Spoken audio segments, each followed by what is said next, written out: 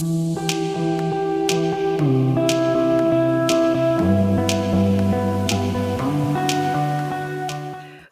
to Curiosity Unleashed with me, Michelle Cheen, and my two special guests, David Brown and Thea Crockett. Thank you for joining me, and thank you so much for being our hosts of our Wisdom Workshop this week. You guys are doing amazing things. I've really been enjoying the Sovereign Dialogue space, and I'm very excited to share a little bit about what this is, because it is a combination of some of my favorite things, but it's a little bit different. So yeah, how are you? Great. Well, first of all, thank you for the invitation. I was really delighted to receive your invitation and excited about being able to share this idea of sovereign dialogue with your community. So I've had a writing practice for getting on for 30 years. But my writing practice took on a whole new depth when I started to incorporate embodiment into the practice. So to start my writing practice daily by just connecting with my body, centering myself, grounding myself, and then writing from that place. And what I started to discover was that I had insight and wisdom and guidance and perspectives within me that I didn't even realize that I had. Like, it was a whole new exploration into myself. And then my embodiment practice took on a whole new life of its own when I began to include the archetypes in that. And so what I've done now is I bring very particularly the sovereign archetype to my embodiment, and then that helps to inspire my writing. But I can also bring in the warrior archetype or the lover or the magician archetype as well, or any other archetype, but they're the four main ones, to kind of give me more a particular slant or a particular direction in the writing that I'm doing as and when I feel it. So for me, that's very much been the inspiration of what I'm doing and why I'm doing it. Yeah, and for me, likewise, I've had an intuitive self-guidance practice for the last 17 years or so, since I learned I had intuition. I had zero clue of that before I actually went to a training that told me I did. And I find it incredibly valuable, that sense that what I get is enough, and that actually there is no limit to the insights, the awareness, the guidance, the vision setting, the reality checking, and the next steps guidance that my intuition can give me. And it was through my work with David, when we started our work of embodying the archetypes some 5 years ago now, that slowly we honed that work from embodying the archetypes to some sovereign leadership sessions and programs. And actually, once David's regular practice of sovereign dialogue and my kind of more mixed, blended practice of sovereign dialogue, we became just so excited by the simplicity and the depth of it, that I think it was in a sovereign dialogue session you got this, wasn't it, David? Just got, why don't we just make this the thing we do? Just this. And it was like, what? Stuff. What, you mean no, funnel into this and then deepen your training with that and then take it up to the next level with the year long, or none of that, just actually make it about this? And so that's what we're doing now, and we're finding it so rich already. And obviously there'll be training needs around it to help people develop their practice, develop their embodiment practice in themselves as well, that I'm also looking forward to doing. But yeah, it's inspiring. It's already inspiring and kind of simple and rich. And that's what we hope to bring to your community this month. And yeah, it's beautiful. And I've been in I was on the, should we call them seasons? Should we call them kind of retreats? Oh, quite like season. Yeah. So on the previous season, I could join a couple. The timing was a little bit out for me. This season has just kicked off. I was just in a call with you for the first one. You're now offering two. So there's a Tuesday evening, 7 p.m. UK time, and a Thursday afternoon, 1 p.m. UK time. And then you have a Facebook group where you're doing lives on a Thursday at 5 p.m. every week for 12 weeks. Yep. So, I mean, it is such an individual thing. Just to kind of run through the structure, because I feel that there's a lot of freedom once we have that structure or kind of understanding. And within your, I mean, it's an hour, so 1 to 2. There's embodiment, there's I'm so tired of the word mindful, but mindfulness, meditation, connection to self, arriving in the space, and then practicing this archetypal embodiment within yourself, which is rich on its own. And then you giving a little bit of space for I suppose sharing that understanding or expressing that understanding within yourself, whether it's writing. I like the joke you made today about singing. David really embodied that very well. Whatever way it is. And for me today being there, that freedom, that spacious kind of, it doesn't have to be one way. You don't have to write, you don't have to sing, you don't have to walk, but it is a practice without the obligation. And I think that's what I'm taking with for this 12 weeks. I wouldn't be able to make every week, but it doesn't matter because the space is there. Even if you're not in the space, you are in the space because you've opened up the richness of that dialogue, self-dialogue. Yeah. And then just to finish with once everybody's written, the structure of the session is then there's time to share in breakout rooms so that you're kind of deepening that sense of what you got, and then a little bit of sharing with the group so that we're kicking off some of those insights in one another as well before we complete. We get quite a lot in, don't we? It's that 1 hour retreat without it feeling too hurried.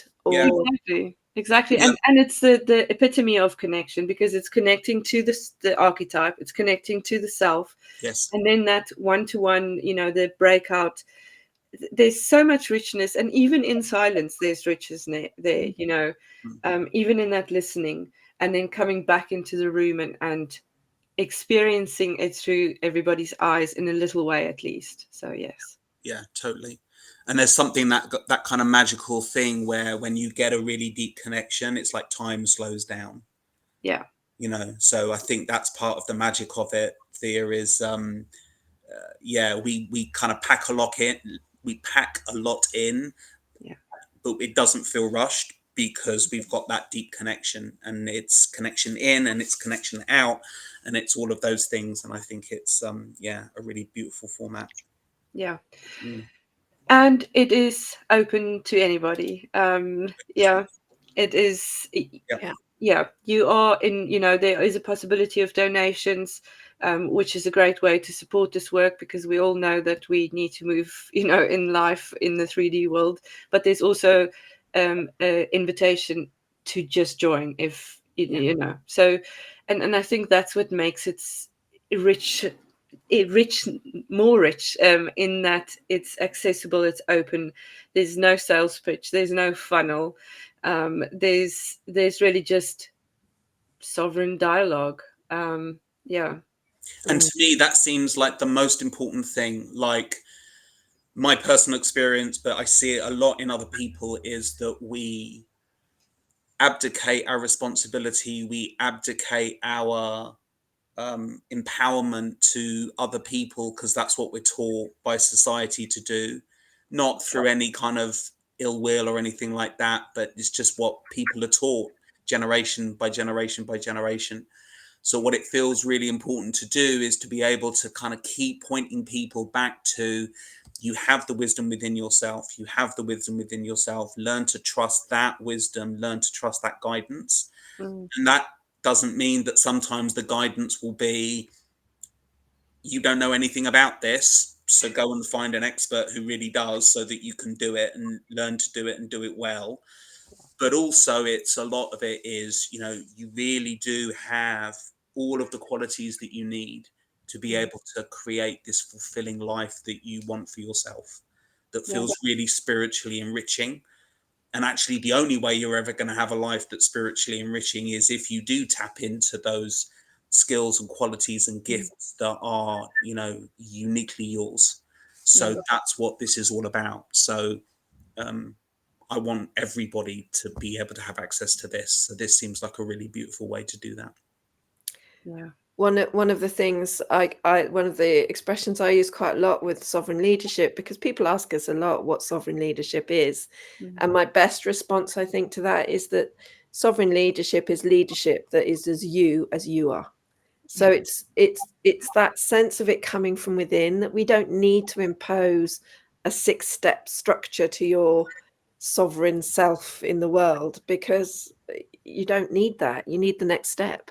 Yeah. You need the vision. You need a sense of that direction that comes from yourself without it being imposed by what we think is needed or expected or wanted in the world, but instead what we long to bring to life in the world, and increasingly what life wants to bring into the world through us. And so that energy then is there as well. And that's what people start to tap into, is that sense of life being at your back when you're working in this way, when you're following through on the things, the guidance that you get. You start to find these things just happening Yeah. that support your mad idea or your big idea or your very sweet, precious, small idea. Yeah. Yeah, it's I find it so inspiring. Yeah. Yeah. There's so much there. I mean, I was just as I said, on one of your Sovereign Dialogue calls, and it's amazing when we start having these conversations, how similar they are to the conversations that the stranger in the room with you at that time are having as well. And sometimes they're not verbalizing it yet. So to be able to have a space where we can connect to these parts of ourselves, and that's why I also love that you're doing it through archetypes. These aren't different, it's not outside influences, it's just parts of ourself, and how do we connect to that. And I'd love for you to touch a little bit on this archetype work, kind of what you find that brings to this space. I think so much has changed for me since I started working with the archetypes. And I think what I love about working with archetypes, and we use sovereign, lover, magician, and warrior as 4 kind of fairly essential archetypes. Sometimes we get a hit to bring someone else in, like you might bring in the town crier when you've got to do a bit of communication and PR work. But essentially, what's in those 4 archetypes is a very broad range of human experience, expression, and potential. And so when you're embodying, for example, for me, lover archetype has been incredibly important in the last few years, because I'm quite a direct person. I'm quite forthright. I can be a little bit strong sometimes for some people. And I can also go a little bit aloof when I'm in reaction. I can take myself out of a conversation and just not be there any that people are feeling for the space where Thea was. And lover, when I embody lover, my chest softens. I just did it, in fact, because I could feel myself going off a little bit in the conversation. So I brought lover into my chest area, a softening here, a breath, a sense of being able to sit back a bit and create space, and therefore be able to listen more fully or deeply, but also at times step into being generous, loving, and giving. And so in embodying lover, I get that sense of, yeah, this bit's familiar to me. I can do this bit of lover. It's very easily accessible to me. Mm. Oh, this bit of lover, that feels a little bit more prickly, a bit unfamiliar or unwelcome even, or a bit dangerous. But if I embody it, I can slowly bring those qualities in so that I have a more rounded experience of those qualities and a greater range available to me in the way I interact with the Mm. world. Mm. Yeah. Which is a form of mindfulness, isn't it? Or bringing the mind back into the body, so Yeah. that you can connect to that part of yourself. And essentially, I'd call it embodiment, because for me, that's what embodiment is. It's bringing that sense of thought and being together, Mm. but in here rather than And yeah, swirling around there. which is the feminine kind of concept for me a lot. We've been having a lot of conversations around this masculine feminine balance and embracing, and I I feel that we often get swept up into the head stuff, the masculine stuff, the as women and men, and all the other way, and to find that balance in there, I feel is quite needed in our life at the moment. Well, we've been very purposeful about, so we're conscious, for example, that those four archetypes are often thought of as the masculine archetypes, according to Jung and I can't remember the names of the authors that wrote the book about King, Warrior, Lover, Magician. Gillette and Moore, that's who it is. But we've purposefully, instead of saying king, we've purposefully used the word sovereign, so Yeah, that we can move beyond gender. yeah, So you can have the masculine and feminine qualities of sovereign and of lover and of warrior and of magician. mm, And through your embodiment, you can access and move between them if you feel that you want to, and that nuance would be of value to you. yeah, Yeah. yeah, So, and I think that would be valid for whatever gender you are. yeah, So to be able to have that flexibility, to have that, but only if you feel that you need it. So I think the invitation is not to get too caught up in the intellectual thing of all the masculine, all the feminine, don't worry about that, but be much more present and be much more aware of what is really happening in your body and what your body is doing. mm, That if that nuance of masculine and feminine begins to open and expose itself and open itself to you, then go down that exploration. But yeah, don't force anything. Just allow the natural expression of your archetypes to come through when you're doing this kind of work. That's certainly been my experience of it. yeah. And within this work there is that openness. I've called it spaciousness, but um invitation to really tap into what it is, your sovereign, or your, not in a prescribed way, not this is how we do it, which it's authentically so, if that makes sense. You often are in spaces where it's like, oh, don't worry about any of it, but then there is judgment where there is no But judgment. this is how. This is Don't how, worry, yeah, but but this is how to do it. Yeah, exactly. And if you want a 5-step program, then you sign up here, and yeah, yeah. which is, I mean, I love, and there's the fact that this isn't that. This is really, let's play and connect and create into this collective unconscious, together, in as ourselves, not as a group. Yeah. Yeah. And I'm really aware that for us, for example, that our relationship with warrior, with lover, with sovereign, with magician is a very Western Mm, relationship, and I'm also intrigued about what other cultures and other cultural awareness and upbringing brings to, because the archetypes exist in any culture, but they exist in different ways. Yeah. And so I think there's also that richness of going cross-cultural and allowing people to bring their own cultural relationship to what sovereign means for them in their culture, and what that looks and feels like and behaves like, for us to expand our relationship with sovereign through. So we can do it across genders, then we can do it across cultures, we can do it across ages as well, and learn from each other and all grow our sense of the openness and possibilities of it. Yeah. Yeah. So it's always this unique expression. Do you remember on one of our courses we had a woman whose sovereign was a gypsy? She was a gypsy flamenco dancer, and it turned out that she had Spanish grandparents. She lived in Argentina. Like, what else would her sovereign be? Other than a gypsy who's a flamenco dancer. I mean, go figure. But that archetype had all the qualities of sovereign within it. It's just that was her flavor, and she just wouldn't stop moving, and her hands were all over. It was just fantastic, and that's the uniqueness that we're looking for.